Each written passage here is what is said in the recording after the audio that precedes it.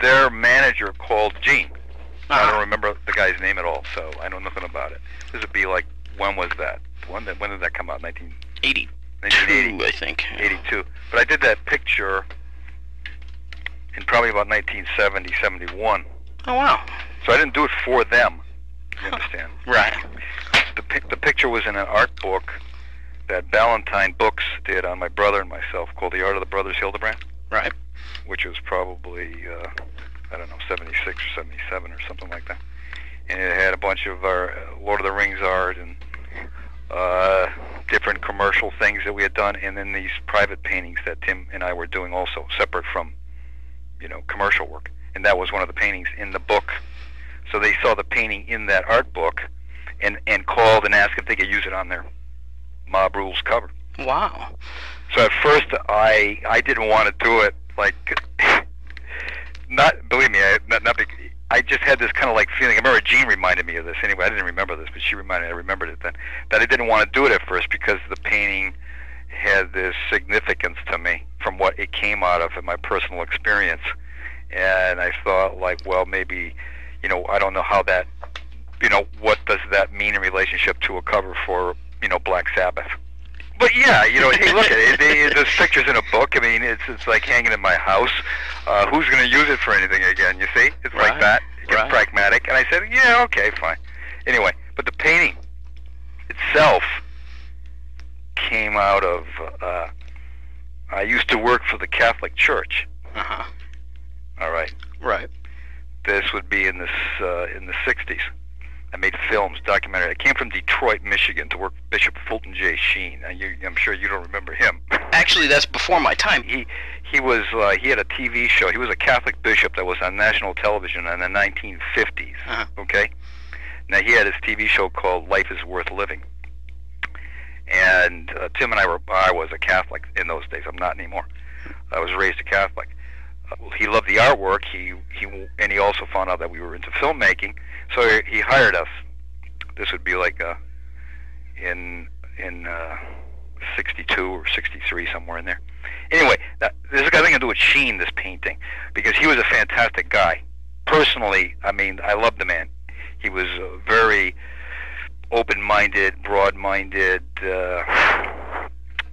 what should I say, humanitarian, concerned about, social issues. Right. And he sent us to make films in South America about the poverty. He said, go to South America and shoot poverty. And we came back and we started making these films for him, kind of like, sort of like just raising the consciousness of Americans to what the hell the third world looked like, in a sense. You know what I'm saying? Right. This would be like in the early, mid-'60s, late '60s. Well, anyway, Sheen, like I said again, was a great guy to work for. I was going through all the changes of the '60s that were happening. I was, I was more conservative, Catholic, and then when I went to South America, it sort of flipped me over, and then I get into the whole '60s thing, Right. The whole, whatever you want to call it, cultural, social revolution. Right. And Bishop Sheen was on a TV show. I think it was a Johnny Carson show. The Vietnam War was, again, probably before your time, but this country was like torn apart, polarized by that war. Right. It wasn't like now, you know what I'm saying? Like we're all behind what's going on in, Afghanistan. Right. But the Vietnam War was just ripping the country apart. And Bishop Sheen was on Johnny Carson's show, and he sort of like just offhand, he said, all right, it's time to get out of this war. Let's stop this. Enough is enough. It's serving no purpose, and too many people are getting killed. And it wasn't so much that he was like anti-war. He wasn't like necessarily a pacifist or anything like that. But that caused a big, huge stink. You hear huge furor in the Catholic institution, No doubt. And just the fact that he would just kind of offhand and say like we should stop this war when everybody, Cardinal Spellman, his superior, he was the head of the Archdiocese of New York, and Sheen were basically on two ends of a pole, left and right, more or less, Right. And so they moved him out of that office that he worked at. In the office that I was working for, and my brother, was called the Society for the Propagation of the Faith. That's a big mouthful, ain't it? So scary, doesn't it? The Society for the propagation. Anyway, so that's what we work for, and then he gets booted out of that office. They send him up to New York, Rochester, as the head of a parish to kind of get him off the scene, more or less. But well, he's there, and within the first year, he hands over an inner city parish to the people, without going through all the channels. You know what I'm saying? Right. That's the kind of guy he was.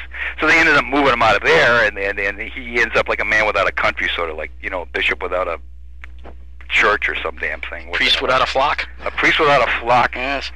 You know, no flock to lead, you know? So he again, like I said, I got to emphasize, I loved the man. He was a fantastic guy.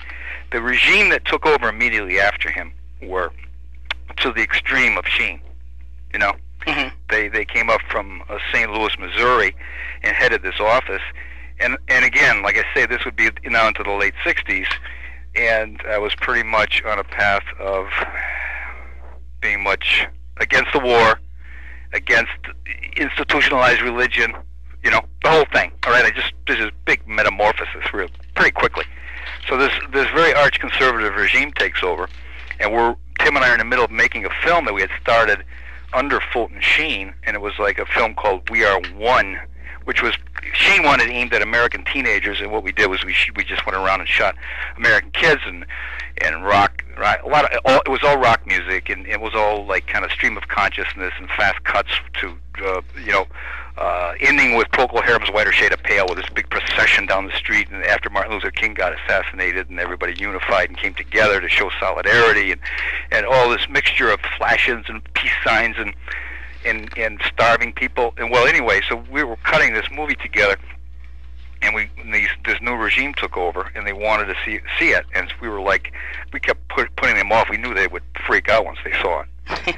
You got to get, like, this is 1968, you know? Right. And so we finally showed them. It was like Easy Rider editing. Remember? Yeah, the flashes, yeah. all with drum beats and everything. Yeah, because we had just seen Easy Rider. So we said, oh, whoa! So we just started, like, taking all the techniques like that and applying it to this film. And they freaked out. Then they were going to fire us then, but then some of the women in the promotion department who were from Sheen's regime kind of like took a stand and say, look, why don't you just kind of like show this to American teenagers, let's get an audience together and we'll show it to them. And they said, okay. When they saw the film big on the screen, they didn't see when they were looking at a little moviola screen was like, you know, napalm kids in Vietnam, you know, Vietnamese napalm kids, and right. and they suddenly spotted that stuff on the big screen, these guys, and they went nuts. And they started, the movie ended up as the way we edited it, but they, like, out of this experience, they just, our lives were like pretty, what can I say, pretty stressful with these guys. That Black Sabbath Mob Rules painting came out of that experience. It was a dream that I had, dealing with these, I should say, individuals and circumstances of that particular time. And so I remember having this dream. I woke up with this thing, and I did a real fast little sketch of it. And I didn't really, you know how it is with a dream, you know, what the hell, the images, I see, when I remember a dream, it's a real clear image for me, you know, I can just see it, so I can draw it down. And then I kind of sketched it real fast, a little sketch of that, and didn't think about it too much. Then started incorporating it into sort of like a film treatment script that I was working on, sort of I don't know, stream of consciousness, 8.5-ish Fellini, semi-autobiographical. And I started to incorporate that image of these these creatures with these whips and this rack with this skin on it, and into this film. And as I'm drawing it out and doing storyboards, not for a commercial project, this was something I was doing on my own for whatever possibility, maybe it would end up somewhere, you know. It starts to get clear to me what the hell the image is.